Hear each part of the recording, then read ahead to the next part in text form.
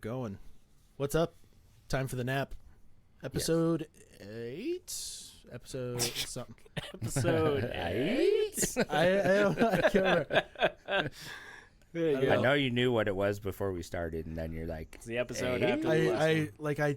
I had it saved as episode 8, but for some reason I doubted it immediately as soon as I started saying it. I was like, I don't know if that's yourself. right. Because the last titled one that I have is episode 5, 6, 7. Okay, yeah, so it's episode 8. Okay. We're good. It's been about a month. Took us a little while to get together again because our schedules are just crazy. Been chaotic and some personal shit going down and all that fun stuff. I had an on-call that lasted forever, and then just a bunch of photography work that needed to get done. Yeah, it's that time of year. Got pretty busy. All the back-end stuff. Yep. Like the administrative and like organizational side of things. And then just trying to get stuff organized for new pieces of content to create, not necessarily just for Nerfherders, and then we also had the Halloween video that we needed to make that took up a lot of my time. But that's done. Shout out to Madness Haunted House for having us out for that. Indeed. Yeah, that's a pretty cool video. That was very entertaining, but very time constraining. Yes, like, you definitely had way more in depth and a lot more work on that one than I did. I did a lot more work than I thought I was going to end up doing on it, but it turned out really well, though. Yeah, it did come out pretty good. But let's see, the last video that we put out was actually reacting to the Joker, and that's right around the corner, October 4th. Yeah, tickets apparently go on sale tomorrow morning at 9 a.m. Eastern because I have been like checking every day for when these damn tickets come out, and well, you'll be in New York at the time, so you kind of have to. Right, I'm gonna try to buy them tomorrow morning because I want to lock in our seats. Be refreshing that server. Yeah. So according to the director, that's when they go on sale, and I will be buying. I think we're gonna go on Friday night. And Maddie's going to be in costume as the Joker. I've seen the updates on social Her media. costume's looking really sweet. Yeah, she switched out the pants since I posted that, so they look better, and they're like more her version of it. And then she's got the face makeup, but she didn't want to put it on. But yeah, she's going to be awesome. It's going to be fun. Look forward to seeing those pics. Mm-hmm. And then I'm going to be, for the first time, I'm actually going to dress up for one of the days at New York Comicon. What? I know. I usually don't do costumes. But are you going to let the cat out of the bag? Or sure. Is it going to be like, I wanted to do like the most low-key costume I could possibly do. And so I'm doing Peter B. Parker from Into the Spider-Verse. With sweatpants and the green coat and it's gonna be the most simplest costume ever. But if you've seen the movie, my hair is gonna be messed up. Like I'm just gonna roll out of bed and get dressed. And you might find that that's just your new costume you do every day now. This is my lazy ass costume, but that's what I'm gonna do. Right. Mm-hmm. Well, once again, the Joker reaction got a lot of traffic, and we've got a lot of really good comments in here, and I wanted to jump in on those like right away. Okay. Just because it's so fresh. Let's do it.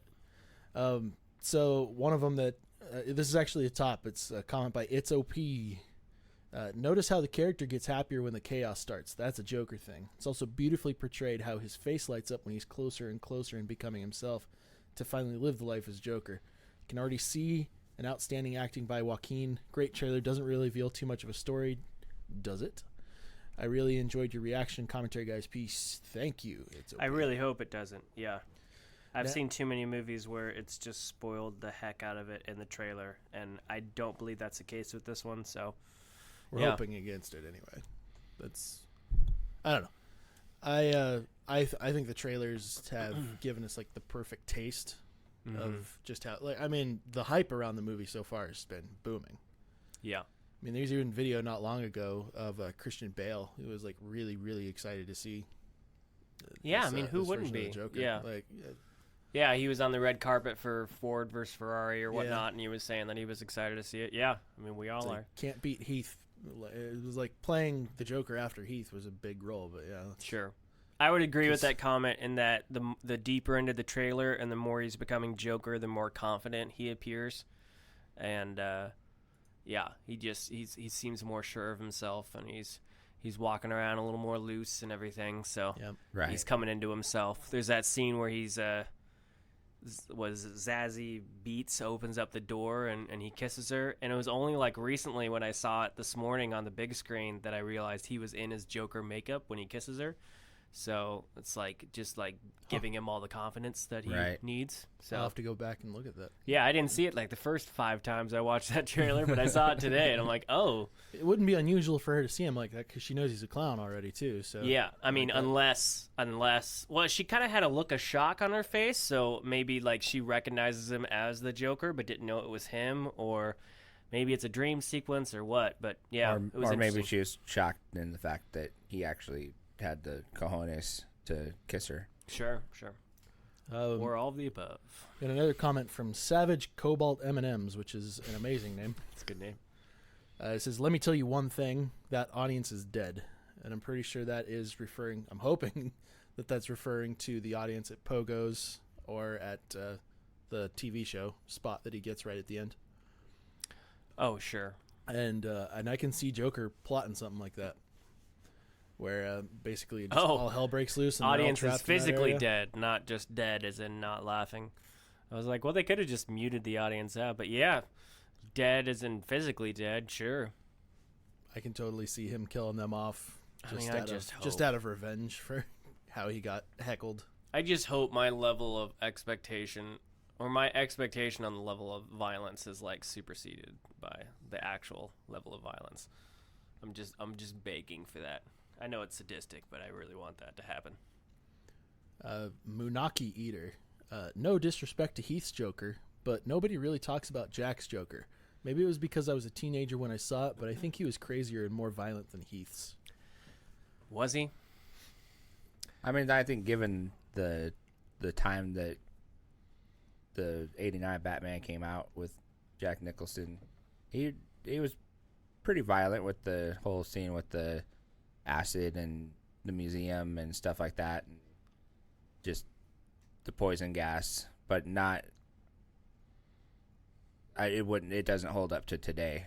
I mean, I always viewed it as Jack's Joker. Like it's Jack if he was the Joker. It's what was his name in the movie before he was the Joker? His gangster. It was that persona turned into the Joker. Whereas Heath Ledger's maybe not appear as crazy, but he appeared as intelligent and strategic, infinitely more tactile. Yeah, I mean, and when he was violent or when he incited violence, it was crazy. You know, it was crazy Chaos. violent. But yeah, he was definitely more strategic, not as funny and off the cuff as Jack. So I think that was kind of the key, though, is that he was inciting a lot of violence, and he was trying to push society into that level of violence. He wasn't committing so many violent acts himself. He didn't like personally stab those 2 gangsters with the pool cues. Like he gave them to him and said, you know, I think Heath was more crazy. He was definitely more psychotic, and he was psychotic, but he was intelligent and strategic. Yeah. I never liked, I mean, even growing up, I loved Batman 89. I just never liked the Joker in Batman 89. Even as a kid, I just didn't connect with that version of the Joker. I agree with you on that my memories of that movie are not focused around Jack Nicholson's Joker. Right. I mean, the most memorable Joker moment I have from that movie is when he pulls out the freaking gun out of his pants. It's like 3 feet long. Yeah. And he shoots down the Batwing. Yeah. That's about it. That's a pretty badass scene. Yeah. They were still kind of cartoony at that point, too. Like right. There was, I mean, yeah, they were a little twisted, but, I mean, it was still kind of a cartoony feel to them. It was less Tim Burton-y as the sequel. And I could easily watch 89 over Batman Returns any day of the week. Or Batman and Robin, for that matter. I know. Dear God. But it was, you know, whereas Nolan's Batman, people say that as Nolan's trilogy because it's amazing. People say Batman 89 and Batman Returns as, why am I blanking on his name all of a sudden? Who's the director? Tim Burton. Tim Burton's Batman, not as much with respect, but as a justification for how crazy it was. Like, that's Tim Burton's Batman. It's you know? a little different and odd because it's Tim Burton. And they kind of let Burton do Burton, you know, so it's got its hang-ups. But they shouldn't let Schumacher do maker. Yeah. Right. Right. Although Batman Forever, to throw that one in the mix, that was probably one of my favorites of the early ones. I watched that one countless times. Yeah, I loved Val Kilmer as Batman. I didn't really care for the movie, but Val in his youth, in his prime, was Well, he was an stellar. unstoppable force. Yeah. I loved him in Willow. Right at that time. Yeah, Willow. I just introduced my wife to Tombstone this week for the first time. Ooh. And I'm like, God, look at that man. He was just fantastic Well, that in that and movie. him as Jim Morrison in The Doors. Oh yeah, Like- he had so much great stuff. He just got lost in. Then you have what was the other one? He was really good with the Saint. The Saint was like his kind of Bond. Yeah. It was an alternate Bond. Right. It wasn't that what got him Batman? Didn't he I do think the it was- Saint before Batman? I think so. And So- it was kind of Yeah, he But it was was- great. Val Kilmer in his heyday was a force to be reckoned with. Sure. I know we got way off topic We from did, Jack but- versus Heath, but Hey, Yeah. Still, that's how we we're roll still talking sometimes. about Batman. right. There was another comment that stood out big time as soon as I saw it, mainly because I'm a fan of the movie. A big fan of the movie. But Corey Hawks said, kind of reminds me of Fight Club regarding the followers. Sure. Like a truly psychopathic force. Well, it is very cultish, yeah. Yeah, like gaining those kinds of followers based off of his twisted view of society and how, like, he's, like, taking these out. Like, I can see him totally taking these, like, social outcasts and, like, tilting things their way. But, again, we don't know what incited the crowd that was out there or where the clown persona actually comes from them. Well, and that's what I love about the trailer, because I've watched so many movies, man, and I've watched so many trailers, and I hate it when I can watch a trailer and piece together the chronicle events, throughout Right. the film. And so there's that scene where the Joker's in full makeup and, like, his suit and everything, and he's walking away and he's smiling and he's smoking a cigarette, and the police are all running past him. And so that leads me to believe, like, maybe he's, there's a point where these other clowns are causing more craziness than he is, and he's not necessarily seen as the front man at first, because otherwise why wouldn't those cops be trying to take him down and just letting him walk away, So Right.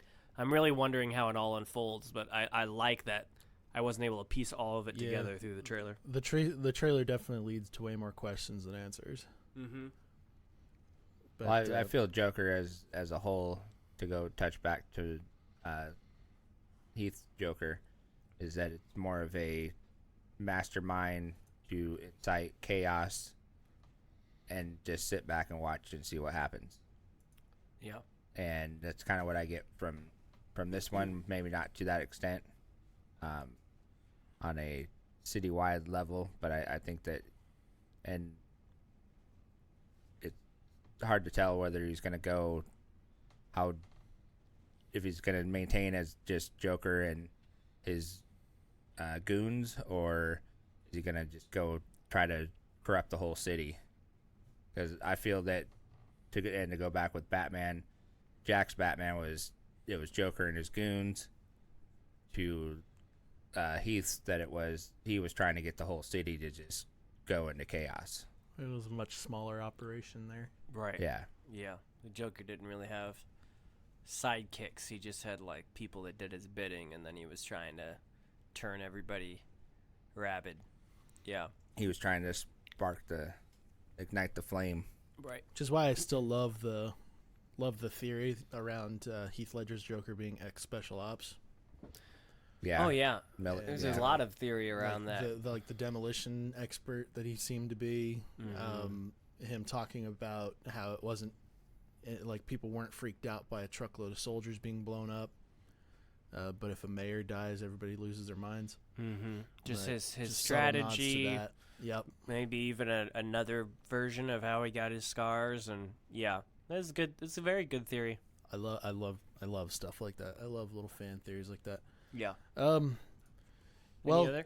speaking of, yeah, there were quite a few comments on there, but a lot of them are kind of iterating the same points. Like a lot of people talking about, like, the comparison between him and Heath Ledger. Mm-hmm. We've gotten a lot of love for our reactions, and I gotta say to everybody who watches and listens, just a huge thank you. Yeah. Thanks for commenting too. We're glad that you guys are being entertained. We're glad that you guys are jumping in. There was another one. This is designed to motivate unrest. It's a dog whistle to both twisted, violent Antifa versus discouraged, oppressed, toxic white men. And I wasn't sure how that particular opinion was formulated. You know, I've heard from a lot of people, some of them that I've actually really liked as reviewers in the past. Not all of them, but there's quite a large amount of people who are calling this film dangerous. Even the ones that haven't even seen it, like the critics that are just reviewing the trailers like we are, and they haven't gone to TIFF or whatever, or wherever it was shown at. Well, I think press screenings have already occurred. Well, whenever they recorded these videos, they were talking about how they were worried this was going to be dangerous and how this was going to set off people, and how it's reckless to associate violence with mental health. And I mean, it's certainly not the first time a movie has done that, and it's certainly not the first time a villain or a serial killer has been portrayed to have mental issues on the screen. I mean, and yet we don't associate that with any other films. In fact, usually we rebuke those statements, like when Fox News used to say that Columbine was blamed on The Matrix and on Doom. Nobody took that to heart. No one was like, you're right. Everybody was clearly like, that's bullshit. You were just trying to find an excuse. That's because Columbine was the music that they listened to. Right. Well, but they totally. bloomed it on it. Yeah. They blamed it on whatever they could find. And then even with The Dark Knight, with Aurora, he dressed up. He didn't dress up completely, but he said, he was the Joker, that he was inspired by the Joker. Yeah. And no one associates that film or that franchise with inciting really real violence. They just say that dude was crazy and he used it as an excuse. So. Yep. I think it's a little over the top to say that this film is dangerous and that it's going to inspire a lot of violence. There's, sure, you can't stop a crazy person from being crazy, but it's really unfair to say, oh my gosh, this is a reckless film and shouldn't be made. Agreed. That's kind of the problem. Like, if they were crazy enough to be inspired by something, to be triggered by something into a violent act, whether it was this movie or something Joker else, is going to be something, yeah. I feel like at that point they're looking for an excuse. Yes. And no one has paid any credence to that in the past. No one has believed them in the past.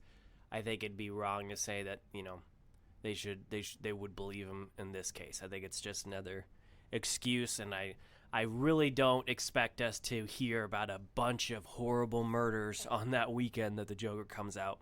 And I think it's all part of the hype machine, but I'm sorry. I just start losing respect for people that seriously try to make this an issue when it's not.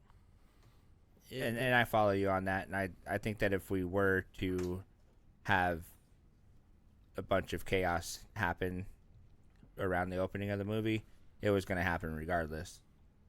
It was just going to be in some other form, and it wasn't going to be something that could be tied together. Yeah.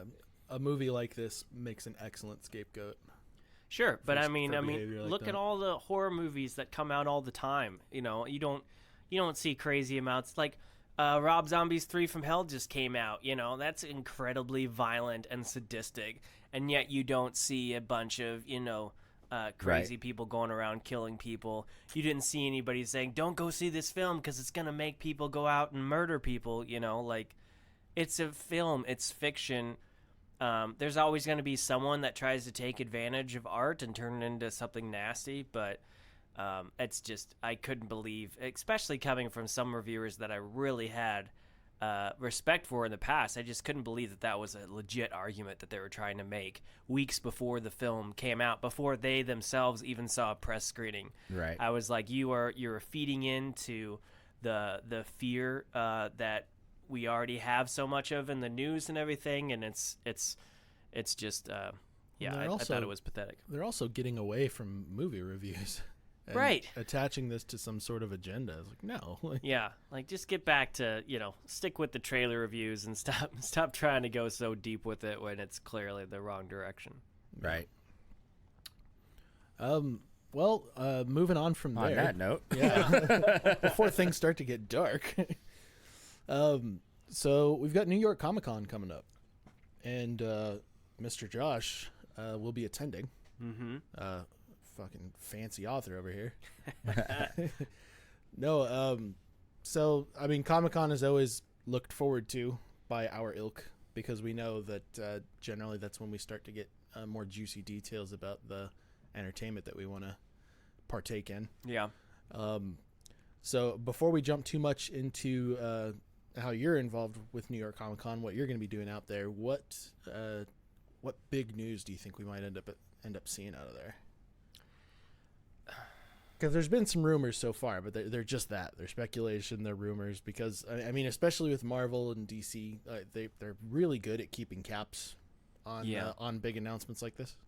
I'm not expecting any big news from New York. I mean, New York Comic-Con is an amazing con, and it's growing. It's been growing crazy every year. It's on the cusp of overtaking San Diego's numbers.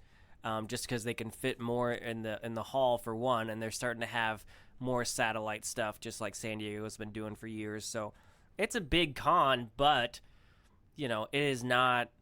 It's never been that hub for big announcements like San Diego has been. I feel like San Diego's always been like where you get the news from, and then New York has been like where you get screenings from, or where you get some more panels. So like there's a bunch of screenings for some shows and some movies coming out that are scheduled to happen at New York Comic Con, and then there's some expanded panels that were already featured at San Diego Comic Con. But I'm not sure what the rumors are, but I'm not expecting any big news coming out of the weekend.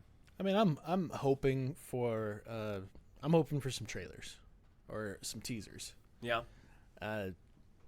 I would love it if this is a pure pipe dream, but I would love it if Marvel and Sony came out and were like, "Yeah, we were screwing with you. Here's Tom Holland. He's going to be in the." They were playing hard with that con game. If that's man, the case. they're keeping their Sony. cards super close to the chest on that one. Yeah, it's not going to happen. Level but 1,000. Sony's like, we have shut the door and locked it. Yeah, it's like here we are with the third film in Tom Holland's installment. Yeah. Night Monkey Homecoming. Did you see that trailer that they put out for the home release of Spider-Man? They put out a Night Monkey trailer. It's hilarious. It's like if like a Nolan version of Spider-Man, but it's just the Night Monkey scenes, and they put it out to celebrate the home release. And I was like, this is great. This is awesome. It's dark. That's great. I would love to see a Star Wars trailer. Yeah, that'd be sweet. That would be right about the time. Yeah, we're getting there. Like, we're getting close. They showed that teaser trailer that we've seen that's like mostly footage from the previous movies. Yeah, kind of the theater Skywalker today. saga trailer almost. Yeah, and they showed that in the theater today, and I'm like, man, December's not that far away, and we still haven't got a full trailer yet. Like, we got one teaser, and then we got a teaser that was mostly old footage. We have yet to get an official trailer number one. Yeah, like the story trailer. Right. So I would love to see that. I think that'd be great. Unless they're like saying, nope, we're not really going to give you anything, which I guess I would be fine with as well. But right now I need something to build my confidence in that film. Sure. Like there's a YouTube video that keeps showing up in my recommendations that says, wow, if this plot leak is real, there's no hope for this movie. And I always hide it because I don't want to see that. I keep seeing that come up too, and I'm like, "Oh, don't click." Why are you trying to ruin this for me? Fuck off. Well, people are still pissed off from the last one, which I don't hate them for. I'm still pissed off about the last one, but I'm hoping JJ can somehow, tie a bow around it. But yeah. I don't want to be spoiled. I was watching some clips on YouTube from like the original from the prequels, not the original trilogy, the prequels. And something that I couldn't help but notice was how poor the visual effects were. Oh, I know. That kind of turned into my bigger criticism after a little while. Well, they were poor when it came out. People hated the CGI when it came out. And that was something that I kind of had forgotten about. Yeah. Specifically episode 2. That one. Oh, yeah. That Attack one of the was, Clones. Yeah. That one was far worse. Episode 1 still wasn't the best, but episode 2's visual effects, especially during the duel between Count Dooku and Yoda, that's where I really noticed it. Yeah. Mainly because that was one of the clips that I was watching. It was like a Star Wars duels compilation. But yeah, that came up, and man, that was rough.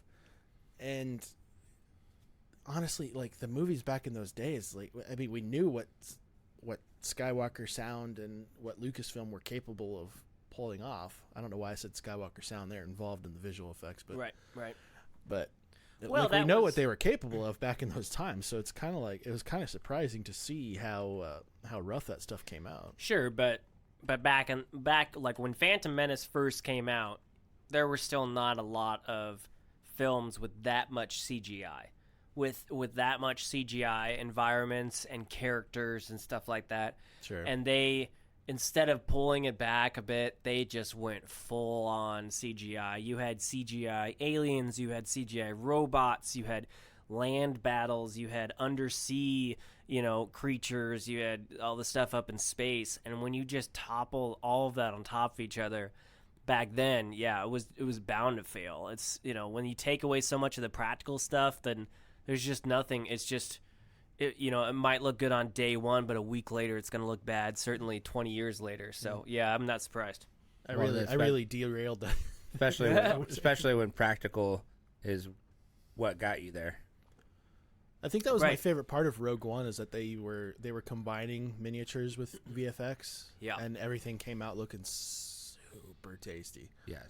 Everything came out Rogue One really gets a lot of hate from a lot of people, and I don't understand. I don't know why. I think that just seems to be a Star Wars movie thing now. It's like it's one of the most visually pleasing films. It was a bottle film, but worked really well. Darth Vader scene. Oh my god. Yeah, that Darth Vader scene. I could watch like 30 more minutes of that. I still get tears in my eyes when that scene comes up, because it's just that. Well, you know awesome. what's going to happen at the end, and satisfying. it still gets you too. Like, Yeah. Yeah. Like, I start getting chills as soon as I hear him breathing and that lightsaber turns on. I'm just like, oh shit, it's about to go down. I'm just loving it. Yeah. I would hope that Star Wars brings out something, because the timing is about right. Like, yeah, October, man. You got a few months into December, because it's not like directly into Christmas, right? Like, isn't it like December 15th if the movie comes out? Yeah, it's middle of December. Yeah.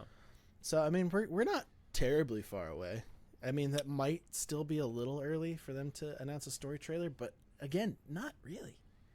Yeah, I mean unless they're playing it like TV in-game spots. And they really don't want to give you a full trailer, which I wouldn't be surprised. No, I'd still hate it, but but that, unlike in-game, that would spell inconfidence to me, or unconfident. I don't know why I can't speak today. That would spell a lack of confidence to me, not we've earned this, like I really feel like there's more people that are like, give us a trailer so we can have confidence in going, not tease us about the end. And that's what bugs me. It's like, these filmmakers don't owe you that. Oh, I know, but we're not going to give it to you because we're afraid of being nitpicked. But there's one thing that's earned. Like, the in-game teasers were earned.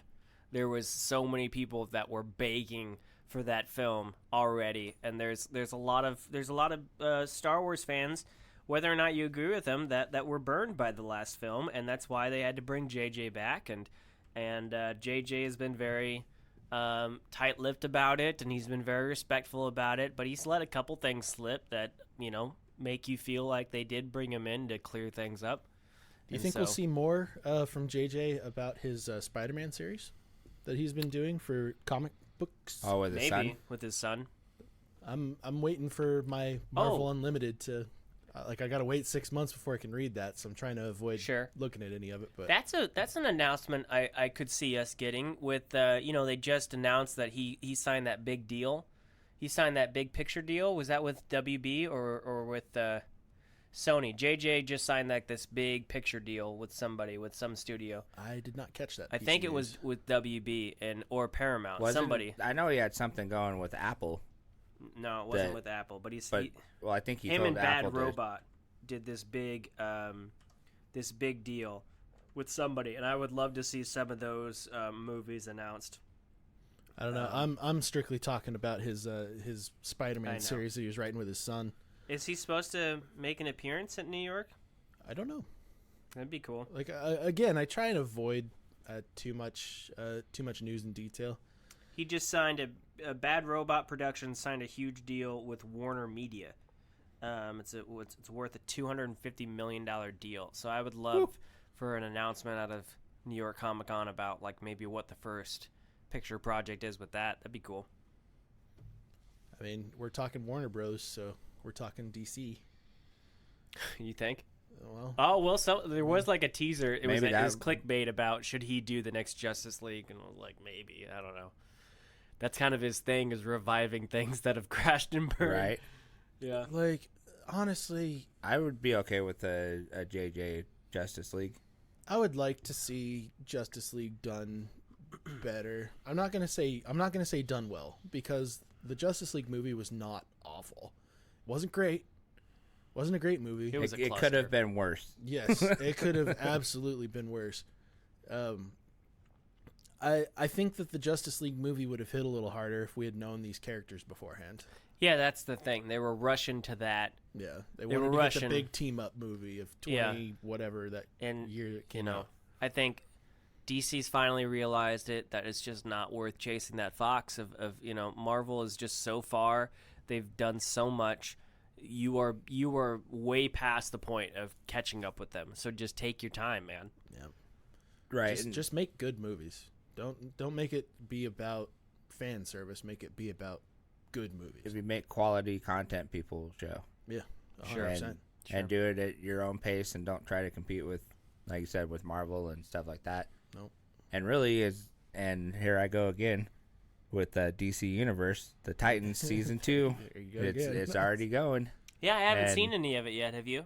Yeah. Is it good? I've seen. Just about I heard it's every day. amazing. Yeah. I haven't watched anything yet, but I heard it's Every good. day, me and Gerald get together. He tells me I need to watch that Yes. series. And honestly, I think I'm just gonna steal your password. He's from the you hype Yes. man for it. and Yes. just log into And that which shit is and get it done. saying a lot, because I am way more Marvel than I am DC. Mm-hmm. But the content that DC Universe has put out there with Titans, Yeah. Doom Patrol, and all of that has been, and if they could find the magic to put it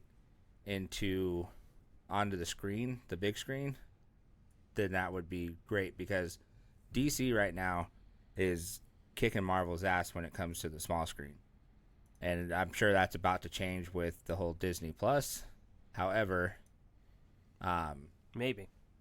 yeah, true. But with the exception of like Arrow taking a nosedive on CW, then you have like Flash and stuff but like we gotta that. talk about that with Tom Welling from Smallville coming back to the Arrowverse. Yes. That's gonna be amazing. Yes, That's been the best thing about Arrow right now, is the crossover. And for multiple episodes too. Like, it's not just for one episode. I couldn't help but joke about whether or not Chloe was gonna be the villain, because she's apparently such a horrible person in real life. Right, real life is. Ooh. But I'm so excited for that. And Lois Lane is coming back too. Yeah. But you mentioned it earlier about maybe something with The Mandalorian, because that'll be like a month before the launch. Yeah. So I could see another trailer coming out. I fully expect to see.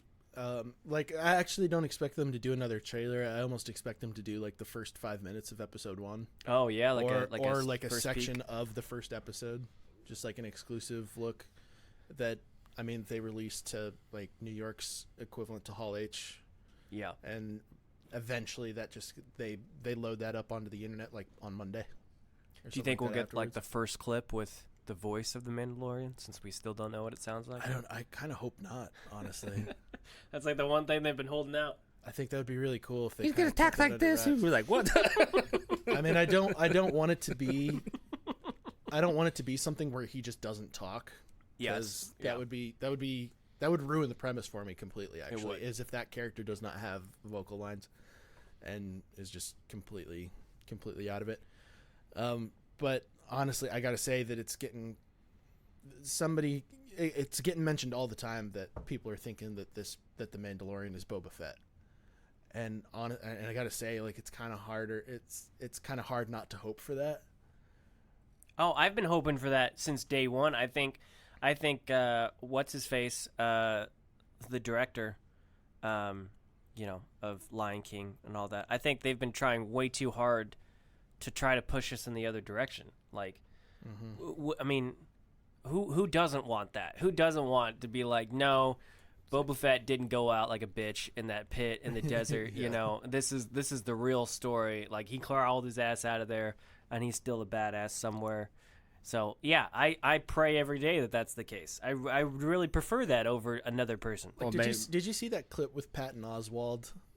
He was doing a guest spot on Parks and Recreation. Oh yeah, his long he did like a government filibuster. Where he talks about before the the Force Awakens, crossover, and then with X-Men and everything. Yeah, like, he started out that filibuster with the gloved hand of the gloved Mandalorian hand climbing out of the Sarlacc pit. Yes, and I'm like, yeah, that's what I want. Like, you don't have to tell us that in the first episode, but I would love for that to be revealed. Like, I'm waiting. Like, if that is the opening scene for it, I'm checking Patton Oswalt's Twitter just to see the explosion, just to see how many people are like, "Oh my God, were you involved and didn't say anything?" Yeah, that'd be great. And then the writers we're big Park and Rec fans. Yeah. No, I absolutely expect some Mandalorian news out of Comicon. And more, at least some more Disney Plus stuff, because they just released their list of all the stuff that was actually going to be available on day one. And what a list that was. Yeah. You know what? I don't remember seeing Winter Soldier on there. Out of all of the Marvel films, I didn't see Winter Soldier. I got to go through that list again and see if it was just missed or because we reposted that, didn't we? We did. Yep. I was just gonna say, let me check our page. Well, as far as screenings are concerned, I know that Disney Animation is going to be previewing a short there. I know there's either going to be I think Watchmen is going to debut their first episode there. The Expanse is debuting their first episode with Amazon at New York Comic Con. I really wish I could see that. I just Control F'd that list, and Winter does not show up in that. Okay. I think The Walking Dead is going to show some stuff there. Outlander is going to show some stuff. So, lots of screenings, for sure. My feelings aren't hurt that Winter Soldier isn't on that list because I own it, obviously. But it's super convenient to just be able to turn it on my second monitor here. Now, did you go under Captain America, Winter Soldier? I did Captain America and Winter, and neither one of them bumped up Winter Soldier. They probably just missed it. Let's just hope that they missed it. I do want to see. I want to know more about Phase 5. I want to know more about Marvel's Phase 5, for sure. Yeah, I'm waiting for the Dark Hawk announcement. The what? Dark Hawk. Oh, I'm waiting for the Ronin. I wouldn't be surprised if we get nothing though about Phase 5. Marvel has talked so much. I mean, it's just normal that Marvel usually doesn't have crazy big announcements. That, granted, it's not their streaming service isn't about to launch and whatnot, but they already said so much at San Diego and at D23. I wouldn't be surprised if they didn't. And those notoriously are the ones that they announce on. And as we said earlier, New York, I don't really ever remember having some mind-blowing announcement out of New York. Right.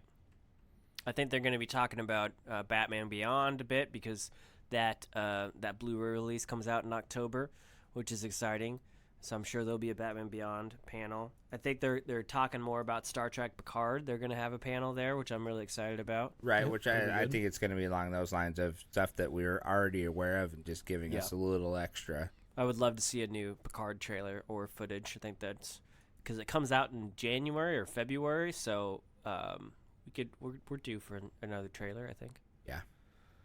So yeah, it's always sad because I can't go to any of these. I'm always stuck at my booth, and I'm like, oh, I want to go. Dude, man, if I had the time off, I'd babysit your booth. I was just thinking the same thing. Why would you want to sit at the booth? You'd want to go to all these things. Schedule times, and I really want to go watch this. Yeah. I mean, I can watch Picard online. I don't mind that. I'm sensing next year we just all need to go.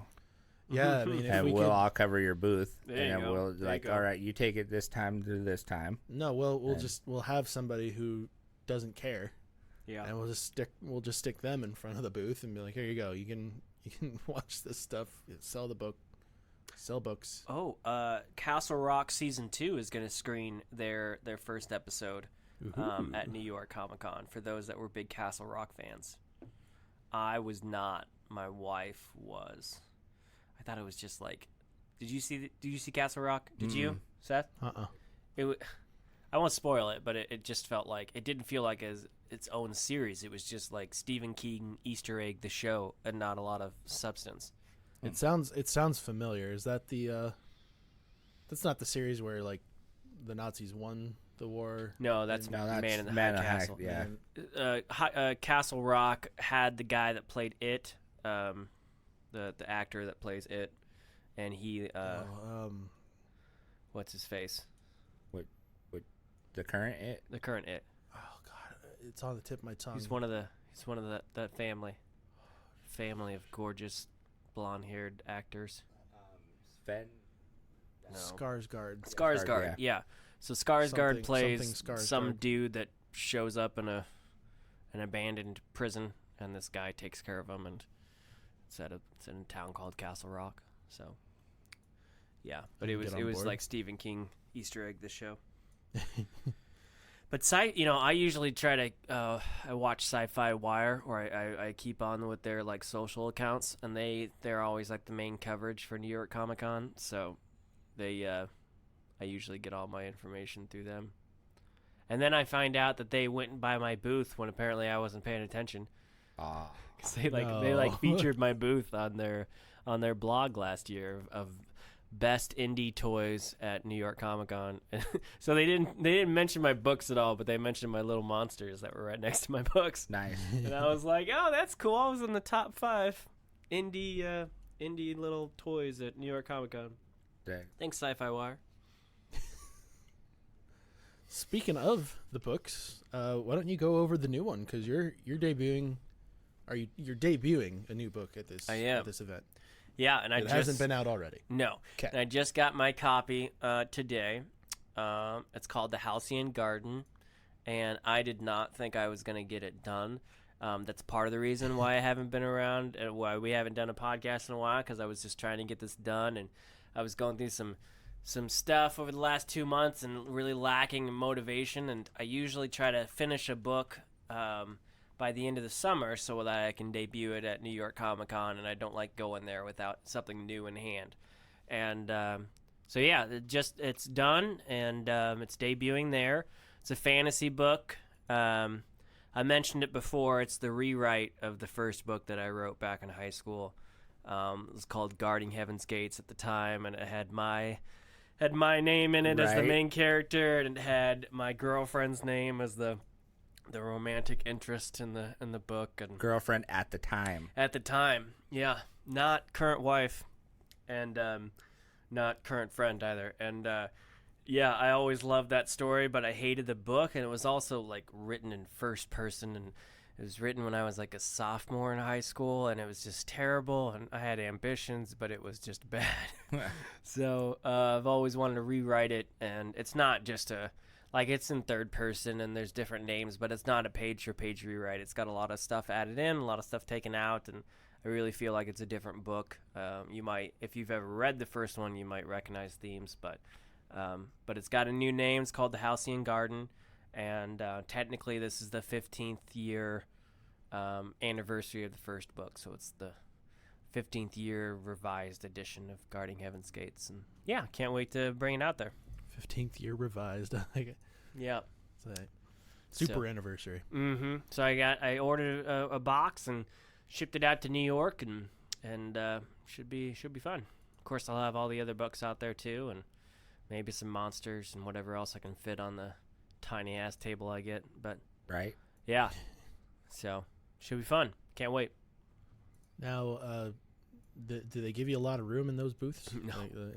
It's the most expensive booth I pay for all year round, and it's the smallest space I'll ever get. It's like Same. it's like 6x8. It's So terrible. Because I remember your Ocon booth, and it seemed like you were kind of cramped in there too. But there's still quite a bit of space. That was a big one. That one I like purposely got like a deal on, and that was kind of a corner space. Yeah, no, this is even that like smaller booths or smaller cons like Grand Comicon or whatnot. You usually get like a 10x10 or an 8x10. This is a 6x8, so you got just enough room for a 6-foot table, and then a couple boxes behind the table and a setup. So unless you pay for an extra booth or a corner, but my booth is just an inline booth, and it's already like $1,200 a booth. So Oh wow.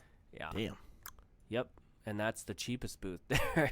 Like, I mean, the only way I could get a cheaper booth was if I went down the Artist Alley, and the Artist Alley is like in a whole nother building, and it's really, I have a comic, but I'm not the artist, and I don't try to say that I'm the artist, and Right. and nobody goes to Artist Alley to buy novels. They go there to get art commissions and stuff like that. So I would die there if I was down there. So I fight for the small press booths, and they're a very small section, but thankfully it's very prominently in the beginning of the con, so it's like the first thing you see when you get in there, when you walk past the Funko booth, that is. But yeah, I fight, and hopefully I make my table back plus some extra on the back end and get books in people's hands, and that's what I do. So 4 days of craziness.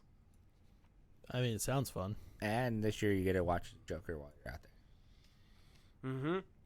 Last year we usually try to do that. We try to go to a movie, right? Because there's like the AMC Empire 25 is just down the street. So last year we went and saw. Well, it was either last year or the year before. No, it was the year before. We went and saw Blade Runner 2049, and they had it at the Dolby Cinema, and it was before there was a Dolby here in Omaha. And oh my gosh, like. There's ever a movie to see at the Dolby, it was that one. I saw Homecoming in the Dolby, and it was so loud that I had to have earplugs in, because they clearly cranked the volume just a little too much. Yeah, so the Dolby that's the one over in Council Bluffs. That theater used to be like the theater to go to in town. They were the only theater with a real IMAX. They still are the only theater with a real IMAX. There's like faux IMAXs at a couple of locations. But then when they've gone downhill, and that Dolby Cinema is their way of trying to get back in the spotlight. And I went there to see something. I think I went there to see Mission Impossible Fallout, I believe. And yeah, I wasn't impressed. They had that volume cranked, which is part of a Dolby setup, but there's still a level to keep it at. And they just clearly we're gonna max it out, and it just the room didn't feel right, and especially seeing a Dolby Cinema as it should be, and the blacks were right, and the sound was right, and just the mixing was right. Yeah, it just didn't feel the same, but. Seeing Blade Runner 2049 was amazing. Like that is the visual type film, and the mixing in that film and everything. That's like, you need to see it in the most pristine format you can. So yeah, that was cool.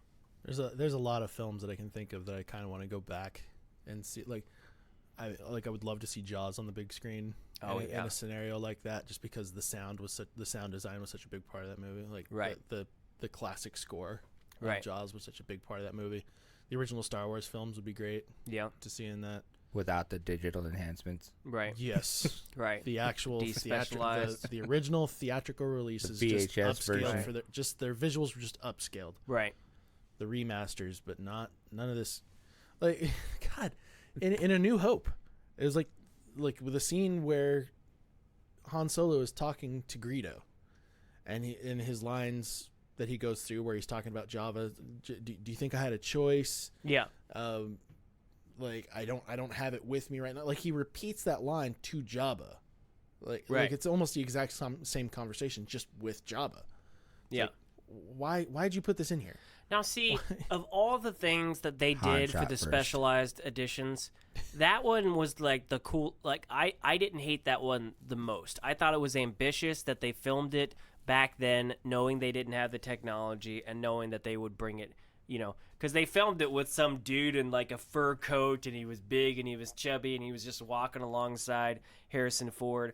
And then, they didn't put it in the film, and they hoped to one day have the technology. And I always thought that was ambitious that they did that. But then the other stuff of like, how many alien, camels can we have in the background, and stuff flying overhead for no reason? Like, that shit just annoyed me. But I had a little bit more respect for the Jabba scene, just because that was part of world building. That was teasing a character, 2 movies before you would see that character. And I really liked it. But yeah, because of that conversation he had with Greedo, the scene was ultimately not necessary at all. That was just one thing that I noticed in it too. Like, there's a lot more. Oh yeah, there's so much. But yeah, there's that's the problem though I've noticed with a lot of movies coming out. If you don't see it in Dolby, or you don't see it on like a crisp 4K screen, like even I have a 4K TV, but it's not a high-end 4K TV. Sure. And when you see some of these newer movies that are like too much black, like with the Game of Thrones episode, if that's not on a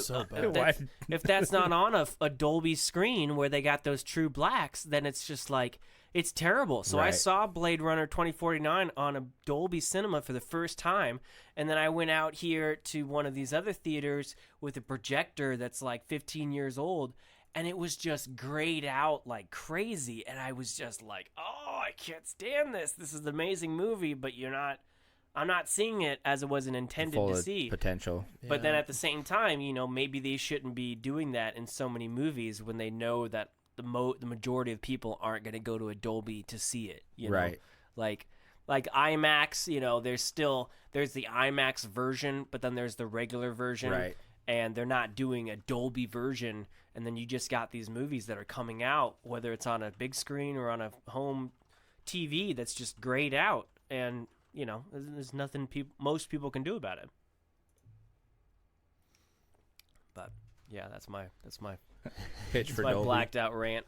Yeah, you and I could get pretty deep into that level of hatred, especially for that Game of Thrones episode. Yeah. Because that entire battle is just the whole battle of Winterfell was just like, hey, can somebody pop up the exposure here a little bit? I spent like 20 minutes trying to edit the screen settings, and then my wife was like, let's just watch the damn episode. And I'm like, all right, fine.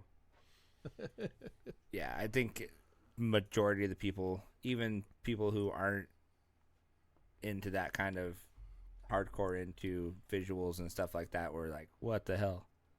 Like, it was a cool concept that they would just be coming out of the dark. Like, I gotta watch it in like its Blu-ray form.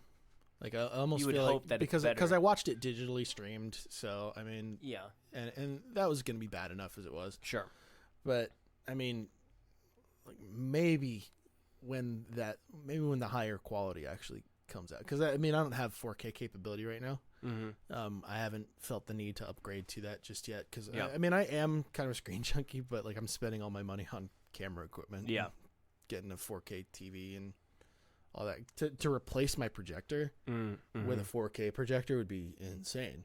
And I'm looking into that right now, and there's so many, like, it says 4K, but the contrast ratio is like so it's worse than non-4Ks, and it's like, okay, so it's just going to be a bunch of gray up there, You got to spend a good amount of money to get one that would be proper. And then you've got to have a room that's configured for it, and you've got to have like a really good screen for that. Yeah, well, I got the screen.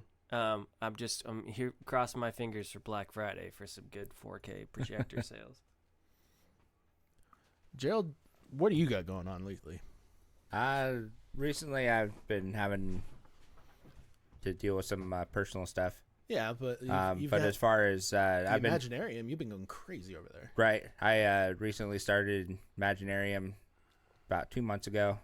It's been great. Love the opportunity. The no day is the same. For those who don't know, Imaginarium is like a pop culture store. It's kind kind of of location in Omaha. It's a real good hotspot in downtown Omaha. Destination kind of thing for finding that off the wall, not going to find it anywhere else kind of thing from your childhood, or just randomness that we're getting ready to open another location literally right down the street and kind of split up. In the old market? Yeah, Really? yeah, I didn't know that. Where is it at? It's going to be between the Zio's Pizza and First National Bank on Howard there. And it's literally almost like you go down the block and it's across the street on the other side of the intersection. Yeah, isn't there like a salon or something in there right now? Or no, there's nothing in there right now. Cosmo place? No. It's the space has been empty for months, years, from what I've heard. Because it's like Spaghetti Works, Zio's, and then at the other end of the block is the Scooters First National. And it's right in between the First National. Oh, okay. And it's wheelchair. It's got the ramp that stops right there in front of the new location, and we're actually. The store owner announced that he's going to be, for November, is going to be the opening of the new one. And so we're going to be packing up his stuff out of the current location and then moving it down there and getting it set up. And with the new location, he wants to be a lot more community involved. And he's going to have a small acoustic stage to have acoustic performances from local musicians. He's going to have a book section he wants to do local authors and have them do readings and stuff like that. And then you told him you know one, right? I told him I know one, and I told him that I know the first one we are getting in there. And he actually has somebody that is going to coordinate all of that stuff, and that's specifically what they do. Cool. Is setting up those events and stuff, and he wants to do some that are geared towards like children and doing Pokemon tournaments for like 12 and under and putting age limits on them, because sometimes you get into an environment that may not be so kid friendly, even though it's supposed to be. Legend Comics does that too. They kind of age gated a little bit, make sure it's all kid friendly and whatnot. Yeah, and then not having the hardcore people that are just out to make kids cry and stuff. And, I beat you 7-year-old. Yeah. Yes, my deck that I spent $3,000 on beat your $299. That's exciting, man. So and just stuff like that. So we're, and then what we're actually looking to do is, because he bought basically the entire store of one in Council Bluffs that closed down. So the owner has a warehouse full of comics. He bought what? What did he buy in Council Bluffs? The Comic City. Oh, comics. yeah. He bought their entire inventory when they closed. Oh, well, they were hurting. I'm sure they were thankful for that, because they've been hurting for a decade. And so he has... That's cool. Well, and he has all of that man, I'm gonna inventory. spend some money there. And then he also has inventory that he's collected. Mm-hmm. And then he's just been, I guess, waiting for the space and the right people in there. And so with me and my love for comics and everything, we're going to be setting up a nice little comic section there. Oh my goodness. So you're going to be rivaling some of the comic stores in town. Well, I kind of feel as a mutual, because I respect what Krypton and Legends do and how they do things. And the goal of the Imaginarium with the new space is to be kind of a destination place. And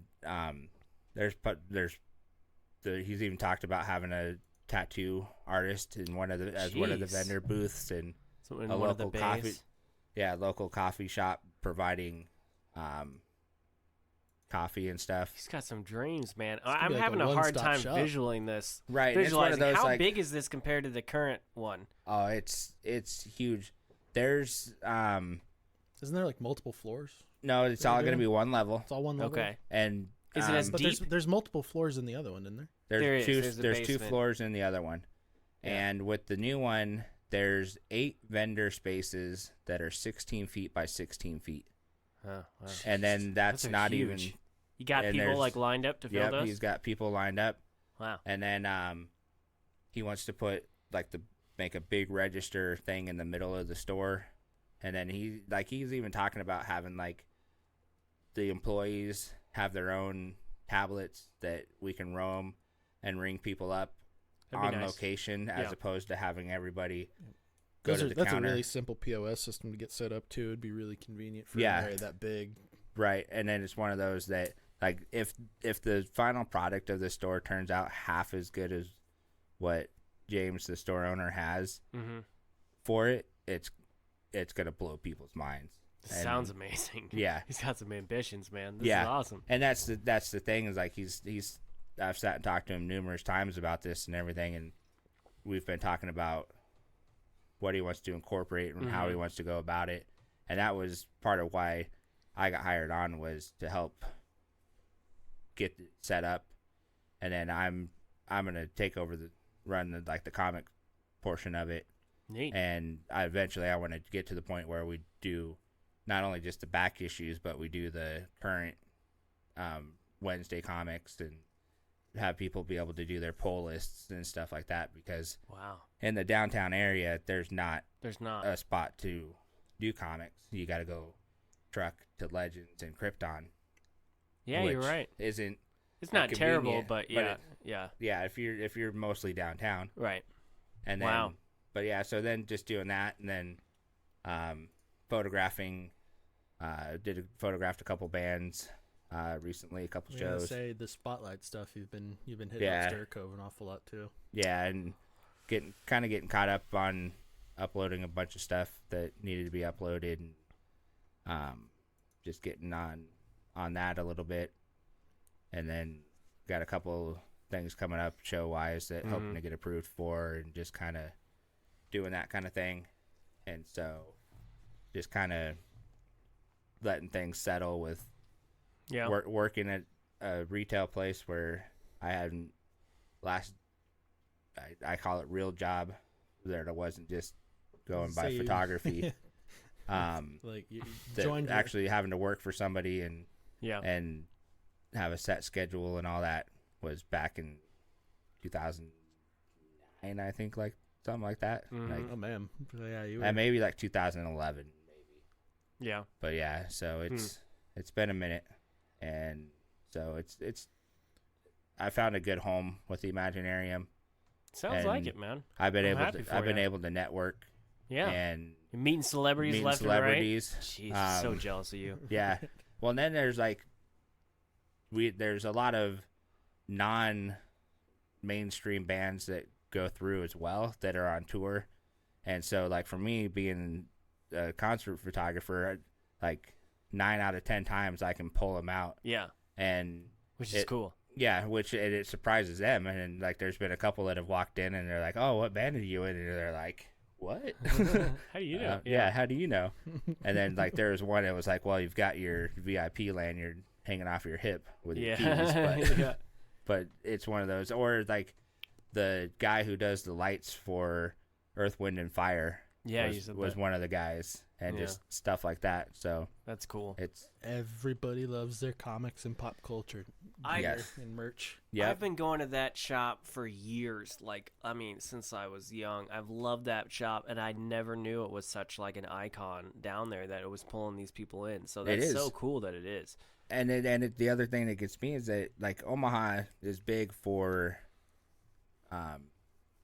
tourists and stuff, or I wouldn't say necessarily per se tourist, but not necessarily a tourist town, but it's a work tourists and stuff that people come here. Yeah, it's a hub for certain things, especially like College World Series. That area is College swamped World with Series. People, yeah. And then with the hotels, you got people coming in, and they don't know the area, so they're stuck in that little bubble down there. The hotels go, oh, we'll go check out the Imaginarium and go do this and go do that, and so, just the different people that I've had the opportunity to meet while working there, and like there was some Japanese tourists that came through, and it was with the language difference and trying to communicate, and it went very well. But like one of the things that stuck out in my mind was when they went to pay, their money is like the crispest money I have ever seen. Like You Right. sit there, like you They pull got it out of fresh from the mint, man. yeah, Right. like it's one of the, like it's they had to convert it. well. And then I think they went and starched it on top of that because like it's like you sit there and you pull out a wad of cash from your pocket or your wallet or whatever, and it's Yeah. like all just you have got to straighten it and Right, stuff. Right. And like this one lady, she pulled out her money and like it didn't fold. Like it was just like she had it by the end of it, and it didn't fold at all. Like It's it was just flat. stiff as a board. That's and, hilarious. like it was hard to count it because That's it a was all stuck Right. together. That's a fresh bill, man. Yeah, and I was like, holy moly. That's But yeah, funny. and then just stuff like, and then there were some European customers that came in, and they were all about the John Deere tractors. Yeah. Like they, Really? yeah, like they Oh yeah. they That's bought most the of thing. the John Deere stuff that we had in the store, and That's cool. yeah, and just stuff like that, and then the stuff that you can relate to people with too, of like you sit there and like, oh, I had this when I was a kid, and like, oh, I had that too, and Yeah. kind of thing, and they're Yeah, from oh, yeah. different parts of the world. That's cool. And for me too, the other part of it is like I sit there and Bang on microphones. big on microphone. Sorry, about that. Sorry, Seth. But I sit there and I go through the store, and I still see new stuff every day that I go in there, and I was like, oh man, I didn't know we had that, or like, oh dang, it's like Right. somebody will bring up to the register and be like, if I'd known that was here, It's a dangerous Yeah. place to be, man. right? And then the store owner will sit there and he'll let you trade hours for merchandise and stuff. Oh, that's Like, even he'll- more dangerous. I God. work. Oh, so I- that's why I haven't seen you in like a month. Yeah. I worked. You're for working off. You're working off a tab. I worked for Transformers the other day. I did a 6-hour shift for Transformers, Nice. Nice. but the cool thing is that a lot of the times I get first dibs or relatively first dibs on, yeah, you see what comes on in, I'm stuff guessing. Yeah. because it's one of those where the store owner will sit there and he'll do storage units, or people will bring in their collections and Right. sell them to the store and stuff like that. Like the randomness that goes in there, like the California raisins. We had this lady come in and sell her collection Oh, of I remember California those. raisins, Nice.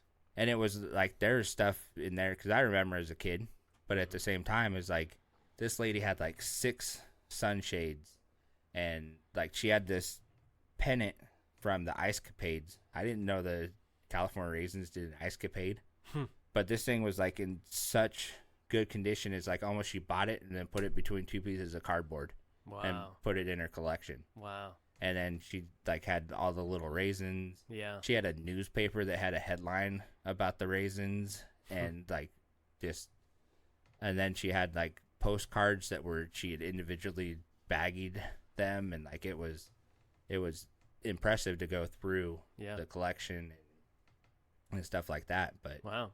yeah, so just the randomness. But that's a lot of what I've been up to as well, is working at the Imaginarium, doing photos,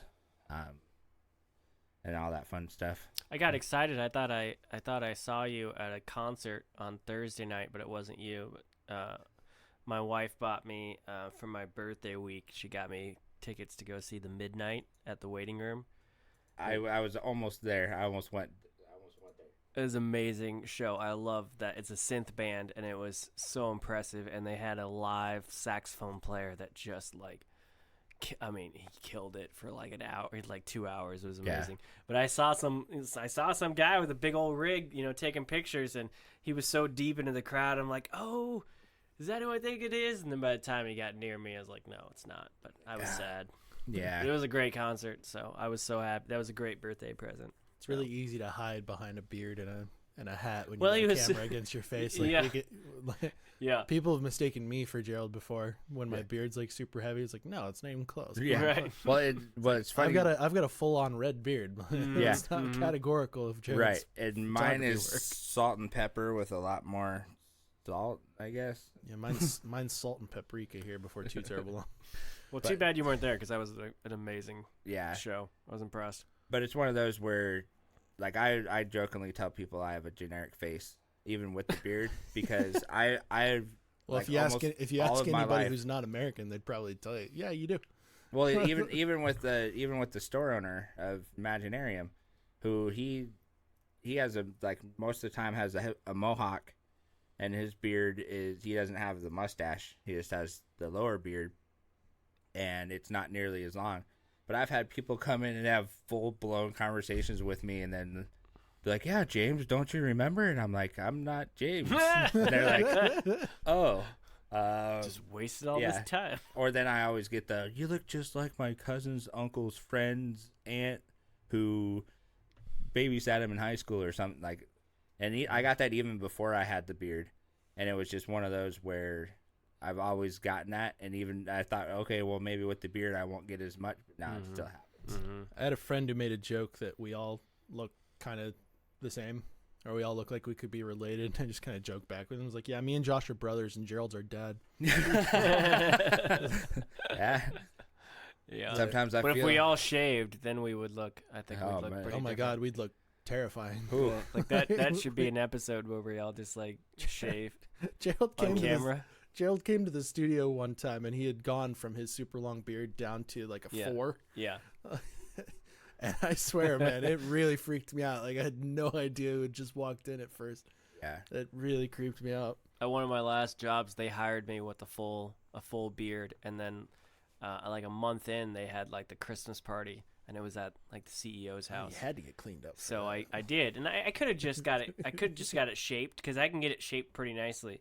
But I was like, what if I just? I was like trying to do it myself, and I fucked it up a little bit. So I'm like, I'm just gonna shave it all off, and no one recognized me, and like my direct supervisors were like, "Who are you? Right? Like, did we forget? Are an you employee invited to that- this party?"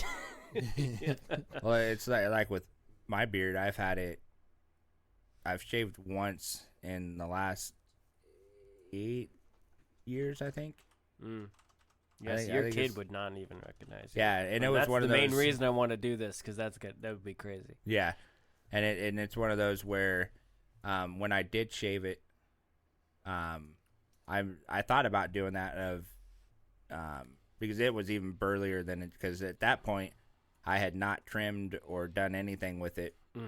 And then I shaved it for my grandfather's memorial, and I haven't shaved since. But now I'll trim it up and everything. But I thought about going and dropping Avery off at school, and then going and picking him up without a beard.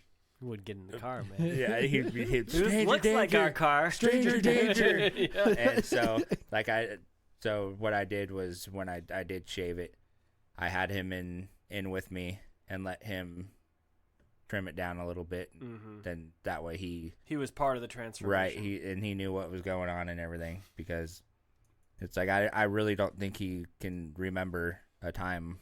Probably really, because most of his life I've had the beard. That's funny. And then I sit there and like I've shown people pictures of me like when I was in the Army, where and it was the complete opposite. When I was in the Army, is like I shaved my head, and the only facial hair I had was my eyebrows. And like to sit and see those pictures, it's like holy moly. And then I've got one where I'm wearing a gaming headset, and then Avery's wearing one, and we look almost identical. That's funny. But yeah. Well, Nerfherders, we've been going for a good hour now. You got a nice long nap, and we promise that we are going to try and formulate our schedules a little bit more to give you more than one episode per month. Yes. Thankfully, it will happen. Thankfully, we don't have huge numbers on the podcast just yet, so we're not disappointing too many people. But I can't really call that an excuse. No, we will do better. But we're having a great time with this podcast. We're going to keep it going. We're going to try and bring you some more frequency. I think for like the last 7 episodes, we've said that we were going to try and do these once a week, and that kind of trailed off. I think what we did is we jinxed ourselves by saying that, yeah, and I think now they're going to be more regular. Yeah, so, Well, and we had all that content to talk about, and then there was just like a dead oh yeah, zone. because we had the burst of trailers and Right. Comicon news and all that stuff. I think after New York Comic-Con, I think beginning of October, we're going to start. We're going to have a lot more that we're going to need to talk about, and so we're going to have another content burst. But until then, definitely hit us up on our YouTube channel. That's youtube.com Nerfherders Assemble. You can find us at Nerfherders Assemble on Instagram. You can find us there on Facebook. And here before too long, you're going to be able to find this podcast in other areas. You're not going to have to just come to SoundCloud. And I know that'll make things a lot more convenient for everybody. So thanks for tuning in, Nerfherders. We will catch you guys soon. And have a nice day. Good night.